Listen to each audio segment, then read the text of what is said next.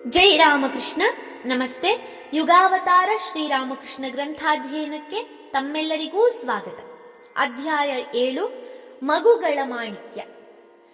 ಜಗದೋದ್ಧಾರನನ್ನೇ ತನ್ನ ಮಗನೆಂದು ಭಾವಿಸಿ ಆಡಿಸಿದಳೆ ಶೋಧೆ ಎಂದರು ದಾಸವರೇಣ್ಯರು.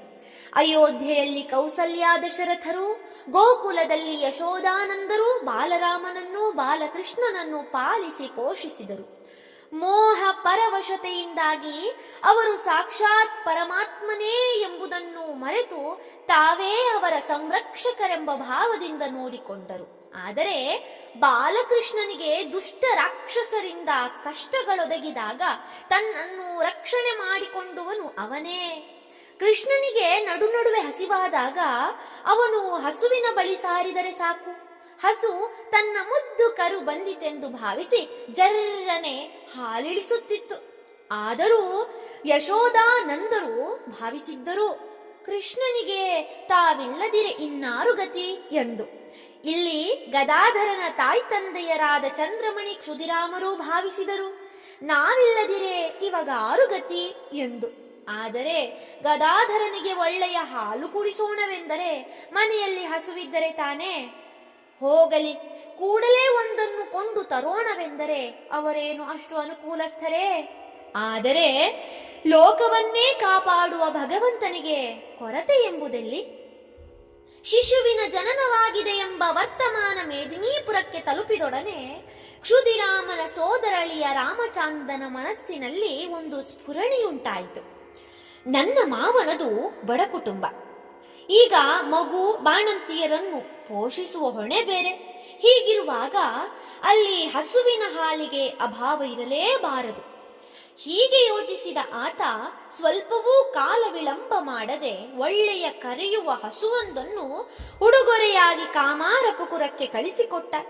ಹೀಗೆ ಗದಾಧರನ ಶುಶ್ರೂಷೆಗೆ ನಾನಾ ಕಡೆಗಳಿಂದ ಬೇಕಾದ ಅನುಕೂಲತೆಗಳು ತಾವಾಗಿ ಒದಗಿ ಬರುತ್ತಿದ್ದವು.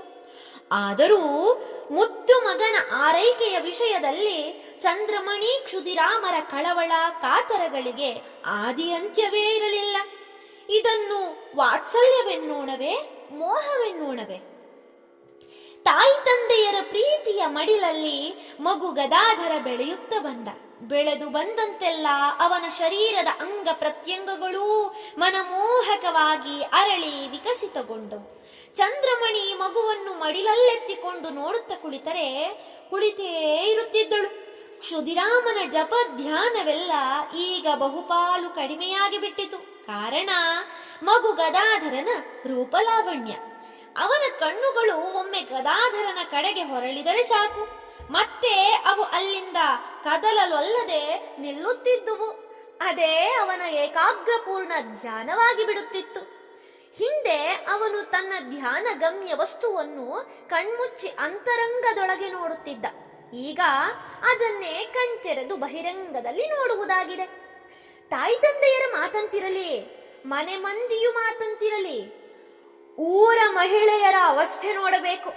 ಚಂದ್ರಮಣಿಯ ಮಡಿಲಲ್ಲಿ ಹೊಳೆಯುವ ಆ ರತ್ನವನ್ನು ಪ್ರತಿಯೋರ್ವ ಮಹಿಳೆಯೂ ತನ್ನ ಮಡಿಲಿಗೆ ಕರೆದುಕೊಳ್ಳುವಳೆ. ಸುಮ್ಮನೆ ದೂರದಿಂದ ನೋಡಿದರೆ ಅವರಿಗೆ ತೃಪ್ತಿ ಇಲ್ಲ.